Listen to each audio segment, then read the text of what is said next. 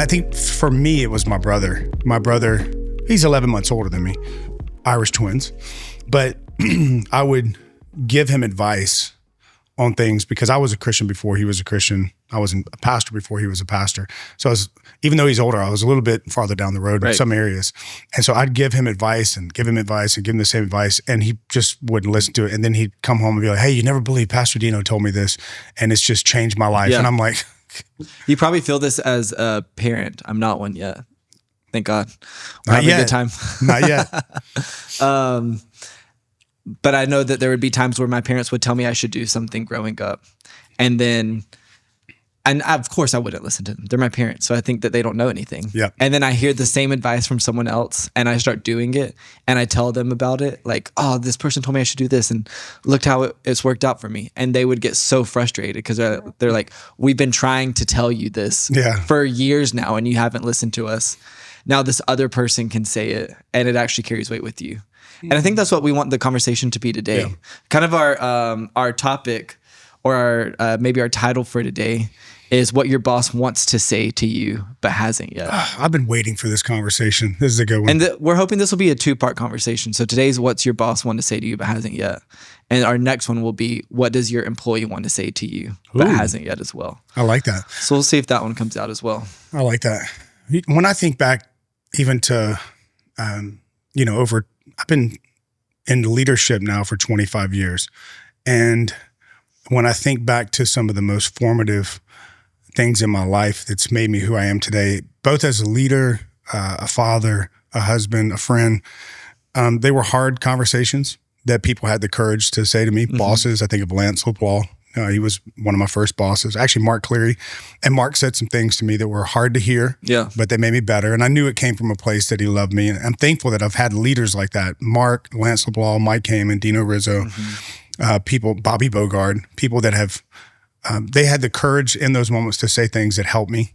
But I think there's probably a lot of times that, that leaders oftentimes don't say something because of whatever reason. Like you're not responsible for your boss telling you something. You're responsible for truth. You're responsible for growth. You're responsible for yourself. Well, I think that I can think of things that, like to your point, Mark Cleary have said to me or Brian Cromer have said to me that have carried weight. And sometimes it's things that if your boss were to say to you, it could come off as harsh or it's just the wrong person to deliver that. It can come off as, I don't want to say weird, but like almost trying to perpetuate like this weird culture of honor. Yeah. Or maybe it's just because they're so familiar with you and with the history that you have with them. They just know that if they say it, it's not going to land right with you as well. Which I think about sometimes whenever we go in with churches and we do like an offsite with the leadership team.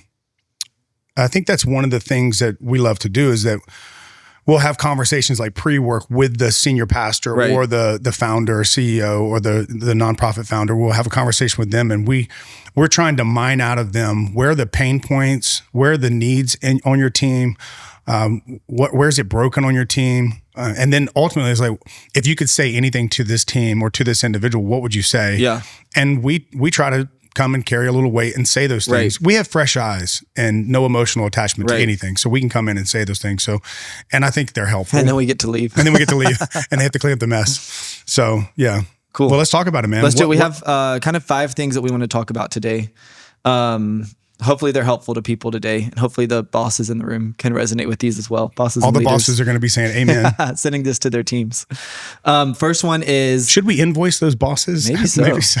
Okay. First one is, I need you to think like an owner and not like a helper. That's great. And I think the point of this one is, I don't want you to just do tasks, but really to own the outcomes of those tasks as well. Yeah. And I can remember, especially being early on in my career and having roles and responsibilities both in the church and outside of the church. This was a hard thing for me to learn. Yeah. It's because and for me, I think it was because I think you have to learn what are the desired outcomes of that person and how much, I don't want to say a leash because that sounds bad, but like, what is your realm of decision making that you can own? Yeah. And so that was something I had to learn.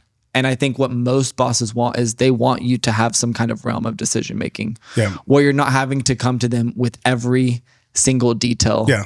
But here's the big picture. Are you good with where we're going? Yeah. I think most bosses, they would rather their employee, their subordinate, whatever, their team member, they would rather them step over the line than never step up to it. Yep. And that's what an owner does. I remember one time I was on staff at a church, and I was driving up to, it was like a Sunday morning. I was driving into the parking lot, and I drove past a cone that was knocked over. It was like one of those parking cones. It was knocked over, and I saw it, and in my mind, I didn't say it, but I thought, well, somebody needs to get that. And I kept driving by. And I remember, I don't know if it was just me, my subconscious, if it was God or what, but just said, Dino was my boss at the time. Would Dino just drive by that cone? Yeah. And I thought, no.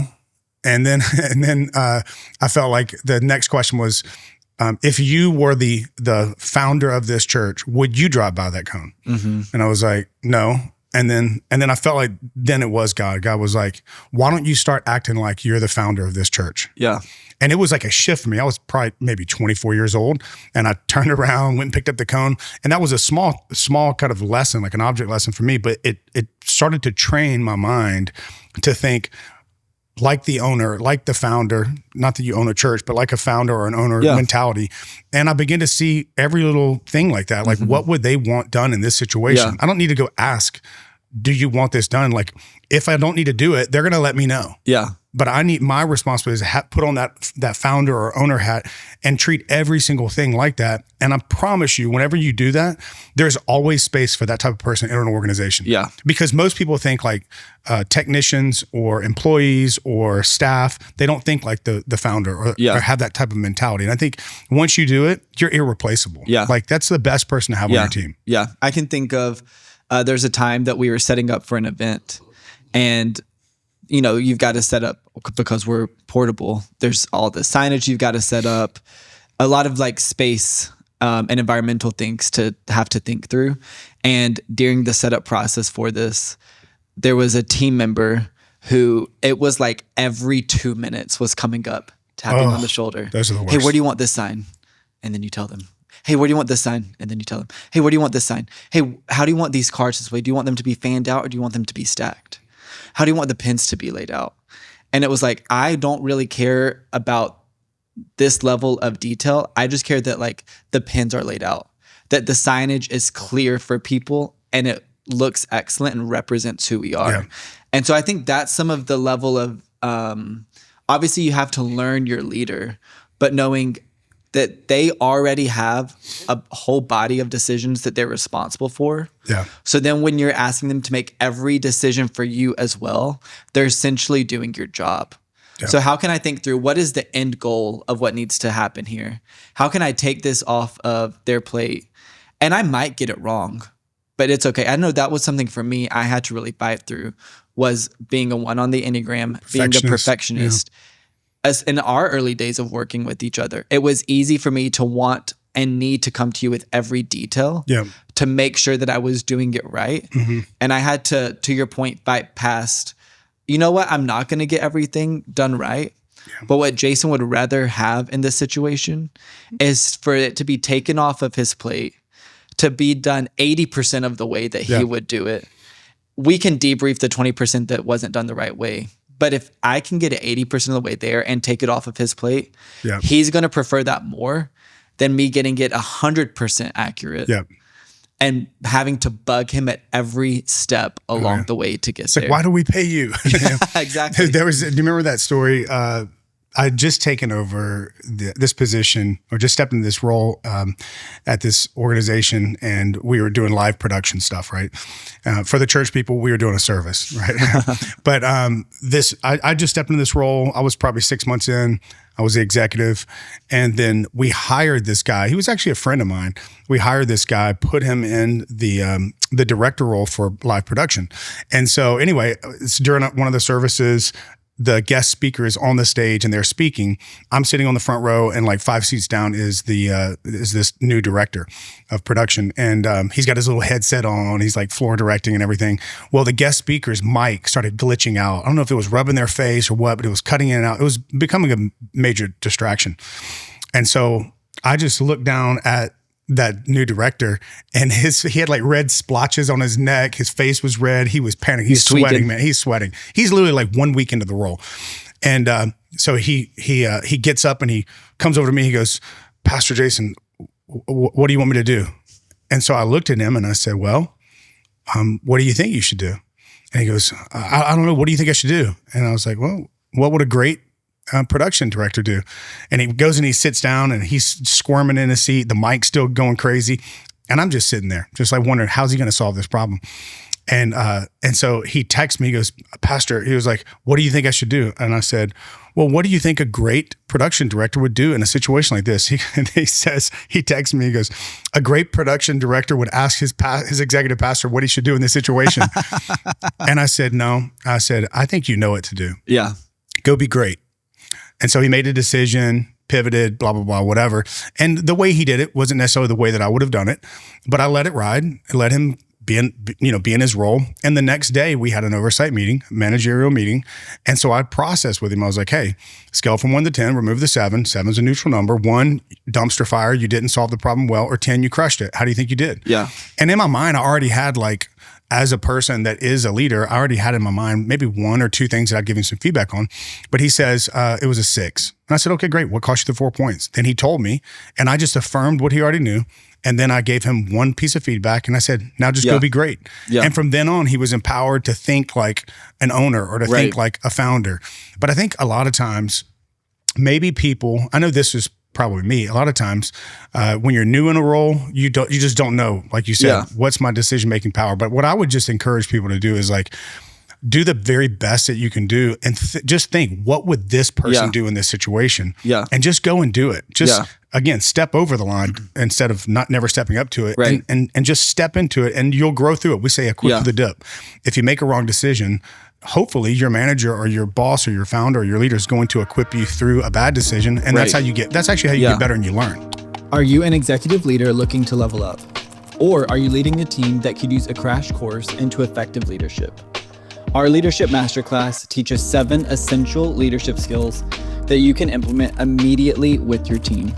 These are practical, proven strategies to help you lead with clarity and confidence. If you're ready to transform your leadership, sign up today at sidecarleader.com and get started with resources that you can use right away. Yeah, that's great. Here's some just practical things for people that hopefully they can put to this. Some things a helper says. What do you want me to do? It's having to ask for all the details. Here's where I'm at. Yeah. I need you to tell me the next step. Yeah. And I ran into an issue. What should I do? Yeah. The helper mentality. Here's some of the things an owner says. Here's what I think we should do next. It shows that you're already thinking about the solution. You're thinking like a leader. Yeah. Here's the decision I'm making unless you disagree. I love that one. Great. It gives room for there to be disagreement and for you to think that you're wrong. And at the same time, it shows that you're confidence. choosing a direction. Yeah. Yeah, it shows confidence. Here are the risks and here's how I'm handling them. I like that. Another great one as well. That's really good. That's great. Here's just one transferable takeaway for someone to be able to take from this. In your next meeting with your boss this week, ask them this question. What's one area you wish I would just own without you having to think about it? And I promise if you ask them that question, it's going to be music to their ears. Say it one more time. What's one area you wish I would just own without you having to think about it? It's going to be music to their ears. It's going to make them sing. That's really good. Number 2? Number 2, let's do it. Number 2, things that your boss wants to tell you. Your growth is your responsibility. Oh, yeah. I love this one. I wrote this one down because there have been people that we've worked with that are trying to figure out where they want to go to next in their career. This is both on the business side and on the ministry side of things as well. Yeah. And one of the biggest filters that they always think about is this person going to develop me? Oh, yeah. Are they going to develop me? I remember that. There was a person we had. Am I going to be able to grow underneath them? Yeah. And I just remember after someone wrestling with this, like, I think I should go here, but I just don't know if this leader is going to be the person who's going to really develop and invest in me. Yeah. Just having this moment of clarity and giving him to him, being like, hey, guess what? Your leader's growth is not their responsibility. Yeah. They can help you, but they can't want it for you more than you do. Yeah. Your growth is your responsibility. Yeah. Your health is your responsibility, not your leader's responsibility. Yeah, that's your really good. skill set and your development is not your leader's responsibility. It is your responsibility. Yeah. I had this phrase that one of my mentors used to always say around this topic: you grow where you want to go. You grow where you want to go. Like, don't wait for someone to invest in you. Don't wait for someone to develop you. Get the books, get the podcast. There's so much content out there right now. You can learn just about anything. Yeah. I mean, I'm terrible at building stuff at my house, but it's amazing if you just grab YouTube, the things you can learn, right? Yeah. And just start researching it. But I think it's so lazy of us as leaders if we're looking for someone else to develop us and grow us. Yeah. I think it's great if you have somebody that's going to do that, but I'm not going to let someone else's intentionality determine my leadership lid. Yeah. I'm not going to let someone else's investment in me determine my investment in me. Like, I have to be a self-feeder, a self-leader. I have to grow in the areas that I know I need to grow in. And here's what's going to happen. You're either going to outgrow that role or you're going to outgrow that person, which means you're probably going to get promoted above that person. So it's a win-win, but you have to put the onus and the responsibility on yourself. I think even if you find yourself in a role or with a manager where you're no longer growing underneath them, maybe you have peaked, you don't have to look to your job to be the place where you grow. Right. There's so much development that you can find outside of that and own yourself rather than looking to this person to be the reason you grow or do not grow. I mean, how much responsibility are you abdicating by saying it is your responsibility if I grow to the next level that I want to go to? That's really good. Look, let's talk about passive growers. And this is who you don't want to be. A passive grower. Here's the things that they think. They wait for training to be offered to them. They blame lack of growth on the leadership above them. They say things like, I didn't know after the fact. And they assume development always equals promotion. It doesn't. And sometimes it does, but sometimes it doesn't. But you don't have to stop growing. Like you said, you can keep growing. You can keep learning. I'll never forget being in a church service one time. And I was sitting on the front row, and the guy that was up there speaking was doing a great job. And I was just kind of sitting there. I think I had my arms crossed like this.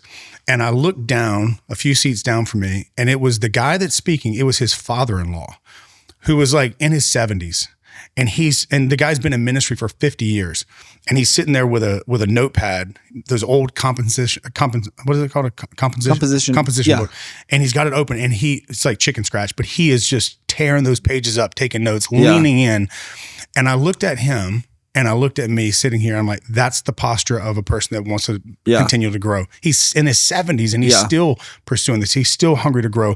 And I just remember looking at that thinking, I'm responsible and I need to be taking notes and I need to be leaning in regardless of who's up there speaking. I need to always have that posture of a student, not a critic, but the posture of I want to continue to learn. I want to continue to grow. I want to continue to add value to myself, because the more I add value to myself as a leader, I'm going to add more value to the organization. Yeah, that's great. I love that. Here's some things that someone who takes responsibility for their own growth does. One is they ask for feedback consistently. After everything, ask for feedback. You're not waiting for the feedback to be given to you. You're going after it and you're chasing it. Can I stop right there? You do that so well. And like, it doesn't matter what you're doing. Like, if you lead a meeting, like we've led a discovery call, and after a discovery call, you're like, hey, scale from 1 to 10, remove the 7. How did I do? And you're like, I mean, it's quick too. You want it immediately. Or you get up and you MC a service on the weekend. I'm usually so fragile after I get finished speaking. I'm like, I don't want any feedback right now. I want it immediately. Unless you're going to celebrate and affirm, please don't give it to me yet. But you want it immediately. And I love that about you. And it doesn't matter what environment it is. If you're speaking, MCing, if you're leading a meeting, if you have a confrontational meeting with someone where you have to bring some type of correction or whatever, you follow up with me and you're like, here's what I did, here's what I said, here's how they responded. 1 to 10, how did I do? What would you have done differently? And it's like you live in this feedback loop, and I love that. I think that's what students do. That's what leaders do. So 1, ask for feedback consistently. 2, identify skill gaps and works on them. That's great. So what are the areas that I know I'm deficient in, and how can I get better at this? Yeah. Bring solution and ask for coaching on decision. It's what we just talked about before. Yep. You're bringing a solution. I love this one. Learns outside of work. Speak to that a little bit.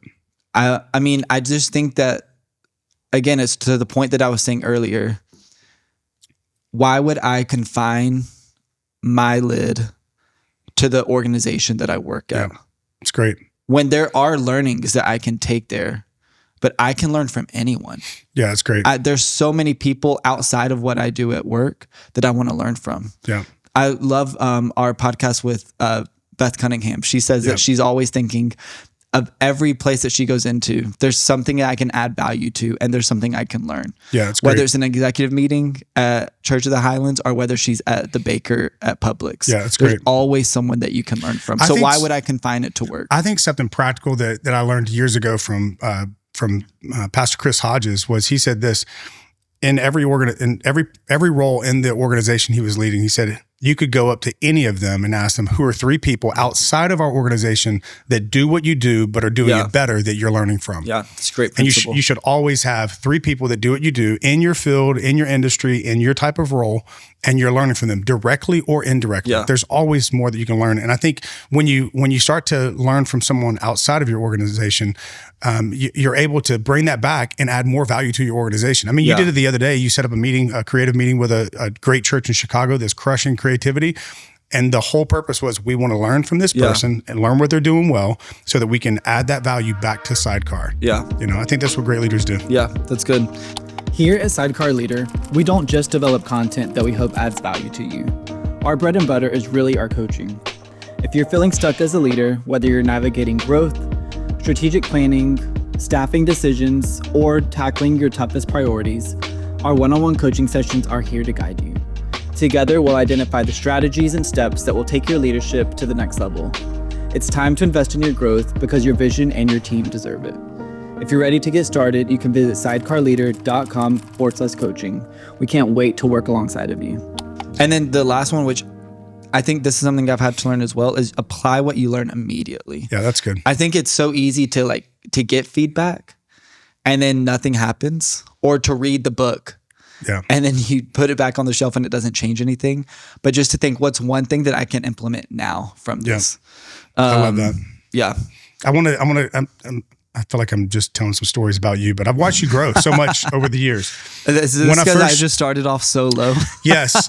When I first met Nathan a decade ago, he was just this little nerdy kid, no fashion sense. Oh, it was so bad. But you were hungry, man. You were hungry. Forever 21 is where I bought all my clothes. Oh, bro, you were, and it didn't match. It was too baggy. Shoes were too big. Yeah. I was now look at you. You've come so from far. Alabama. But I remember I had a guy in an executive role in our organization in San Francisco, and he was responsible for the finances of the organization, the business and operations and the finances. And great guy, amazing guy, wrong role. And that just happens in organizations. You have the right person in the wrong role, and it's just wrong.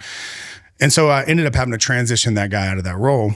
And then I looked around and I'm like, I'm not the finance guy. Like I stink at doing all that. I need to be aware of it. You love an Excel spreadsheet. Oh God, I love an Excel spreadsheet. And so I looked around, I'm like, who has this acumen that can step into this role? Well, there was no one.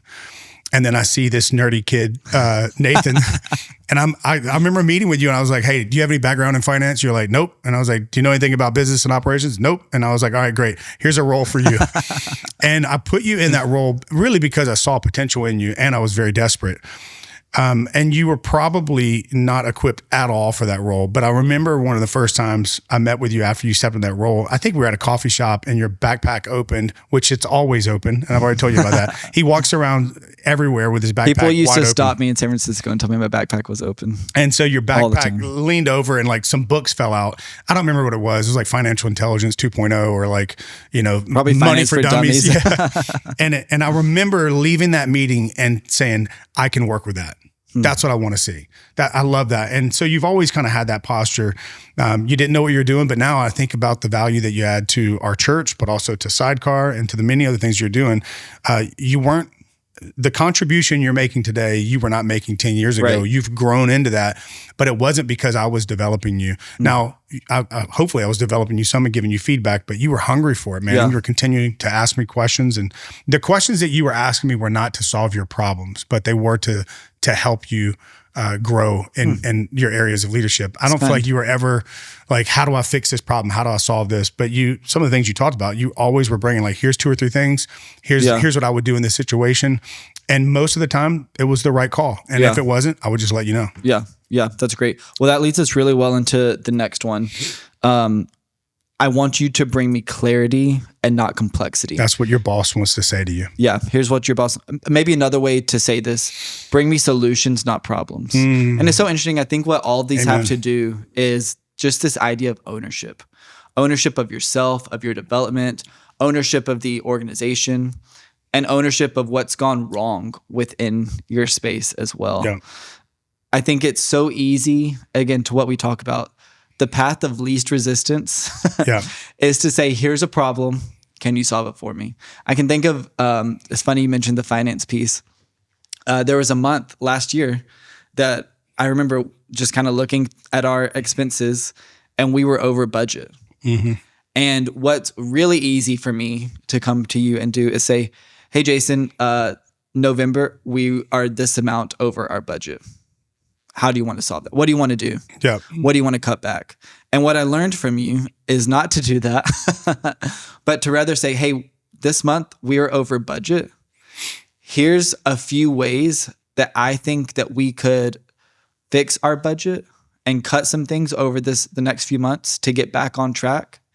Here's my recommendation for that. What do you think about this? Yeah, I feel like you always bring me like 2 or 3 routes to solve the problem, and you never leave them out as options for me.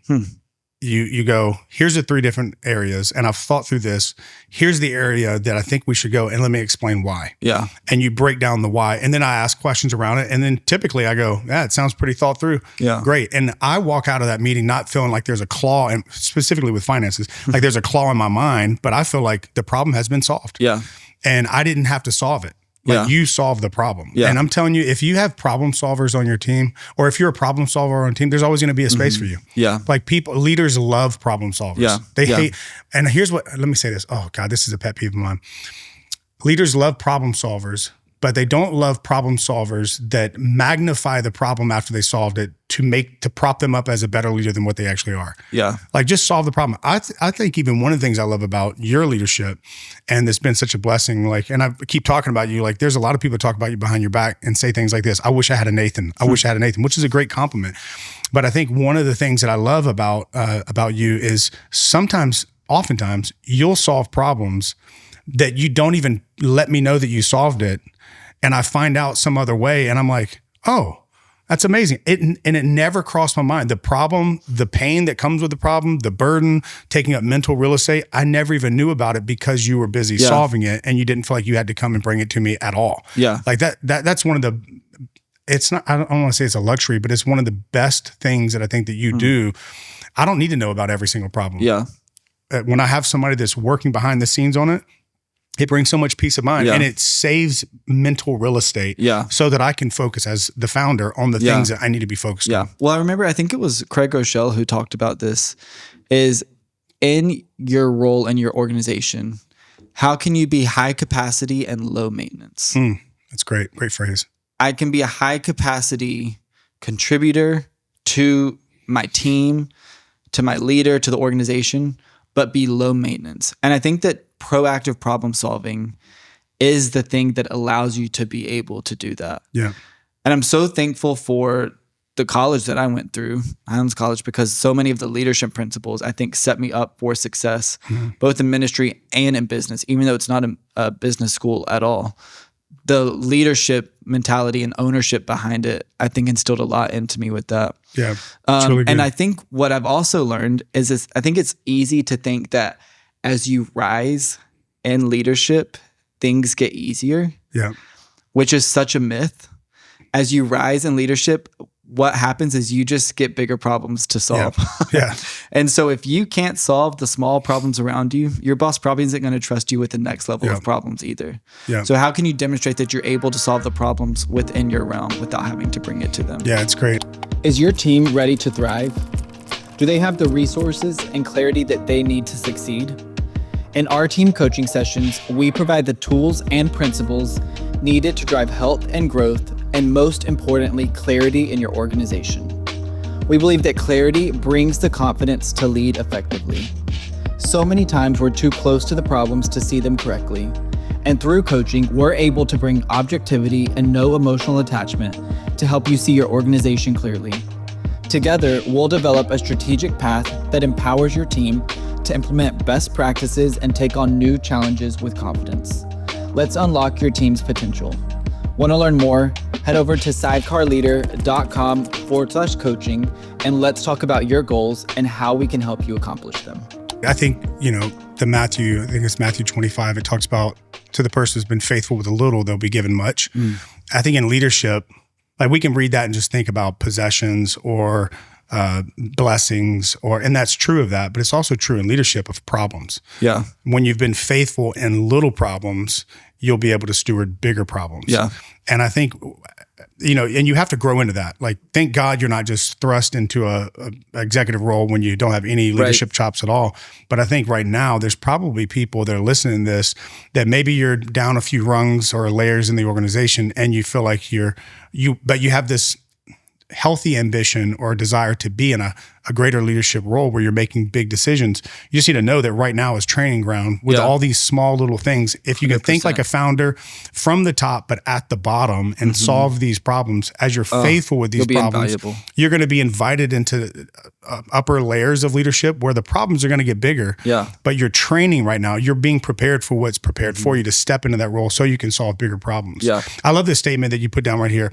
If every update feels like chaos, you stop becoming helpful. You start becoming heavy. And I think that's so true, man. You don't want to be, I heard someone say this, I think it was Brad Cooper from New Spring. He said this one time, what's it like to be on the other side of me? It's a great question. What runs through your veins when you're on the other side of me? Like, what do you think? Yeah. You don't want to be the staff person or the team member that on the other side of you, that founder or your boss, they are dreading that one-on-one meeting because they know every time you step in there, it's chaos. Yeah. It's more complexity. I can think of people who I dread getting a text from, as bad as it sounds, because I know that on the other side of that text is something that they're a problem that they're pointing out that they're not looking to solve. Yeah. So therefore, unfortunately, their name becomes synonymous with work that I need to do or with the problem that I need to solve. Yeah. And that's never how I want to be viewed by the people that I work with. Yeah. One of the things Mark Cleary taught me when I was young in leadership, he said, never point out a problem unless you have 3 potential solutions. Yeah. And he was like, Just don't even point it out. Yeah. Because that means that you're not willing to do the work. Yeah. You're not willing to think thoughtfully through solutions to this. Yeah. And all you're doing is you're adding to the weight that I'm trying to carry. Yeah. Never point out a problem unless you have 3 solutions. This past week, I loved it. Alyssa, one of the designers on our team with Sidecar, she sent me and our project manager an email. She's not the project manager for our team, but she sent us an email saying, hey, I was digging through monday.com. Here's some ways I think we can make it better. Here's some automations that I think that we can do. Great. Here's examples of it. When you have time, I'd love to walk through this with you and see how I can help implement it. That wasn't even a problem I thought needed to be solved. Yeah. But she went out of her way to do the research, to bring the solution, and to also own making it better as well. And there's always a spot for someone like that on the team. When you think of it like from an entrepreneurial business standpoint, the companies that make it, that thrive, that are very successful are the companies that are solving problems for people. Yeah. Right. And I think in the same way, the leaders that make it, the leaders that are the most successful in an organization are the ones that are finding problems and finding solutions to those problems. There's always a spot for you. Yeah. Let's move to this next one. I love this one. I'll say it. I'll give you a break. Here's what your boss wants to say to you. I need you to care about the team, not just your lane. It's great. Yeah. Speak to that some. Yeah, I can remember this was a lesson that I had to learn early on in my leadership journey. And I think the premise what the lesson that I had to learn behind this was the team that you're on is not the team that you lead. Yes. The team that you're on are the people shoulder to shoulder with you.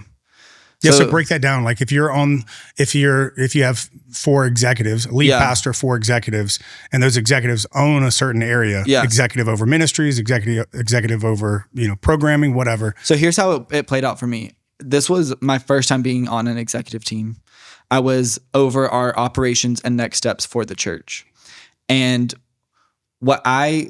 so I saw myself as I'm on the operations next steps team. Mm-hmm. That's the team that I'm on. And so I was always trying to get resources to my team, always trying to get more, whatever it is, announcement time for my team. A little defensive for your team. Yeah. I'm owning the problems on my team, not problems across the organization. And I've therefore viewed the other executives as competitors rather than as teammates. Yeah. And the lesson that I had to learn, I remember it was our first time doing a leadership retreat with this new team that had come together. We were in Northern California. And on this retreat, it was like a light bulb moment, like this aha moment of my team is not the next steps team, but the team I'm on is the executive team. Yeah. Those are the people shoulder to shoulder with me. So I can't fight for all the resources to come to me or all the help to come to me. You got to see the bigger picture. My job is to be able to see the bigger picture, to lead the next steps in the operations team well, but with the bigger picture in mind. Yeah. And to know that if there's a problem over here and on the programming and creative team, that's part of my job is to help solve that problem over there too. Yeah. Because that's the team of people that are equal to me, not the team of people that I lead. That's really good. What if your team had a clear roadmap for the next 12 months on what was most important, complete with objectives, key metrics, owners, and deadlines? And not only that, but also the accountability to see the plan through. Through our team planning offsites, we're able to help you unlock and identify where you are, where you want to go, and how to get there. With a focus on goals, key metrics, and actionable strategies, we'll build a plan that keeps you on track all year and provide the accountability to ensure that you execute what you planned. If you plan your work and you work your plan will work if it's a good plan. If you're ready to set up your team for success, clarity, and a clear roadmap moving forward, you can go to sidecarleader.com/coaching and let's make your vision a reality. I think a good little transferable takeaway is this. You should ask this question. Am I thinking about the role that I'm in or the goal that we have as a whole? Great. Yeah. And I think if you can move into that, it'll keep you from getting defensive, competitive, all that stuff. Lead the team that is under you, but that's not the team you're on. Yeah. You're on the team that you're shoulder to shoulder with the people around you. Let's hit this last one here, number 5. Yeah, last one. I want you to be coachable without being offendable. There's a lot of bosses that I think would like to say that. I want you to be coachable without being offendable. As a boss, you don't want your office to be sprinkled with eggshells every time that staff member walks into your office. It makes them impossible to develop. It makes you impossible to develop. If every time you're given feedback, you quickly become defensive. Yeah, feedback isn't rejection. It's development. We always say feedback is my friend, But I think that's, it's not a common way to view that. So I think that's a mindset shift that you have to think is when you're telling me that I could have done something better, you're not insulting me. That's actually an uncomfortable thing for you to tell me. Yeah. And I feel so cared for that you would be uncomfortable to tell me something I could have done better because you think I can't be better than I currently am. That is a great perspective. So I think you have to shift your perspective in that way. Well, let's talk about some of the fragile responses that you can have when you're offendable and not coachable. You'll say things like, wow, okay, I guess I just can't do anything right. Yeah. You know what I think about when John 13, whenever Jesus is washing the disciples' feet and he gets to Peter and Peter's like, what are you doing? What are you doing? And he's like, I'm washing your feet. You can't be a part of this if I don't do this. Like, this is a necessary thing. And it's uncomfortable. It's awkward. Jesus is washing their feet. That's an awkward moment. Mm-hmm. And his first response is, you can't wash my feet. And then he goes, well, fine, wash me all over. It's like, I can't do anything right. And so I think when you think like that, you're so offendable. You're not you're putting yourself in a place where you're missing out on becoming a better version of you and reaching your full potential. Yeah. Here's other things they say. I was under a lot of stress. That's why I did that. It's just an excuse. It's an excuse. I didn't mean it like that. Or you get quiet, you shut down, you withdraw. I think the mental picture I get with my response to feedback is I can either receive this and grow from this, or I can be a porcupine and attack, or I can be a turtle and retreat. I remember I was giving someone feedback one time and I was kind of telling them the principle like, hey, you bring a lot of problems and there's so much that we're trying to solve right now. So my ask is just going to be, when you bring a problem, can you bring a solution to it as well? And this person responded, they're like, well, I'll just keep my mouth shut and I just won't say anything anymore. And it's like, hey, that's not what I'm trying to say. I value the fact that you see problems and that you want to solve them. I just need help in getting the problem solved. Yeah.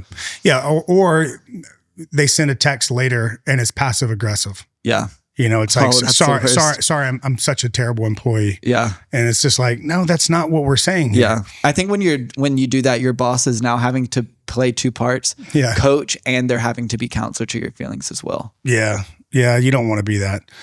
I think a couple of good coachable responses would be like this. After you get the feedback, respond like this. That's really helpful. Thank you for letting me know that, or thank you for pointing that out. I want to make that adjustment. You can say things like, can you tell me what moment specifically? I think when people are giving you feedback, sometimes they may be general, and as long as it's general, it's not helpful. Yeah. So you can ask clarifying questions like, and not in a defensive way. Like, can you give me an example of when I did that? No. What you're trying to get clarity around. Show me the receipts. Yeah, show me the receipts. You're not trying to get receipts. You're actually, what Proverbs says, the wise seeks understanding. Yeah. So in those feedback moments, seek greater understanding and clarity so that you can make the adjustments that need to be made. I was in a feedback session yesterday. Literally, it was a performance review for how I did over the year. That's all that was a 1 hour meeting of getting feedback. And I literally went to ChatGPT beforehand and I was like, hey, I'm about to go into this review. What are some ways I can respond well to this? And it was great. It was so helpful. And one of the things that it told me to do, which helped in the meeting, was, this is what I heard you say. That's good. Am I hearing you correctly? That's great. And it was helpful for me, to your point, to gain understanding. That wasn't on me. That was on chat. Thank you, ChatGPT. Yeah. Here's two more really quick. You could say this. You could respond. What would you want to see instead next time? Yeah. Right. If they point out something that was wrong, what would you want to see differently? And then the last one is, I'll work on that. Can you call it out if you see it again? Yeah. And I think that's showing the posture of, I want to grow. I want to get better. Yeah. Let me ask you this. What if someone gives you feedback that you don't agree with? If they give you feedback you don't agree with, man, that's really good. I think I think you continue to ask questions to gain clarity. But at the end of the day, if it's your boss, you are in the organization, you're a subordinate. And the moment you don't respond right to what they're asking you to do, even if you disagree with it, then now you're an insubordinate. Yeah. And at that moment, you run the risk of being either removed, replaced, released. And at the end of the day, like, there's been plenty of times I would have received feedback from people that were my boss that maybe I didn't agree with, or maybe I didn't like. But at the end of the day, I realized who signed my check. Yeah. And so it's like, this is what they're asking of me. And so I can either do what they're asking me to do, or I need to never burn a bridge until you built a boat. I better find another job. Yeah. And that's just a reality. There's going to be times you're going to be given feedback that you don't agree with. I've also heard you say this, that if someone gives you feedback and you don't agree with it, if, let's say, you don't agree with 99% of it, but 1% of it is truth, you are responsible for that 1% is truth as well. That's right. So even if you don't agree with it, with all of it, is there something in there that is truthful? My mom actually told me that. She said at the end of the day, because someone gave me some feedback on something and I was frustrated, and it was when I lived with my mom before I got married. And I remember coming home and I kind of was griping and complaining to her about it. And she's the one that told me, she says, Jason, have you ever paused to just really think deeply and just ask yourself this question? Is there any truth in what this person is saying? Yeah. And she's the one that told me, she said, if there's 5% truth, you're responsible for that truth. Yeah. But also at the same time, if your boss is asking you to do something, as long as it's not illegal or immoral, they're your boss at the end of the day. Yeah. And so you may agree with it or you may not, but they're in that position for a reason. Yeah. And they're your boss for a reason. And so oftentimes leadership is leading people where they don't want to go, where they think they shouldn't go. Yeah. And that's just part of your responsibility. So yeah, that's great. Let me say this. This is a great line. If your boss has to manage your emotions, they can't develop your leadership. It's fantastic.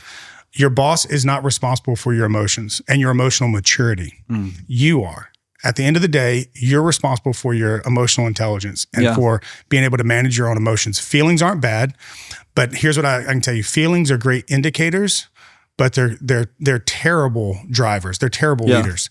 They're great. Another way to say it is your feelings are great consultants, but they're not great coaches. Don't let them coach you into a direction. You know, I've heard people quote that scripture in Jeremiah. It says, your heart is wicked above all things.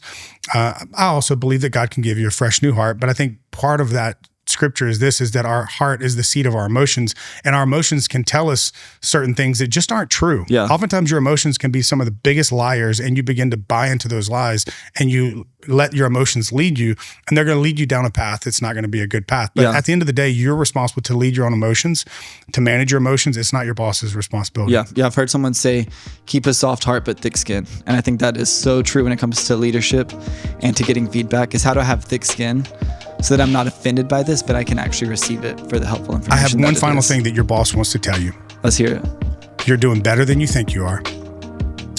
God loves you more than you think he does.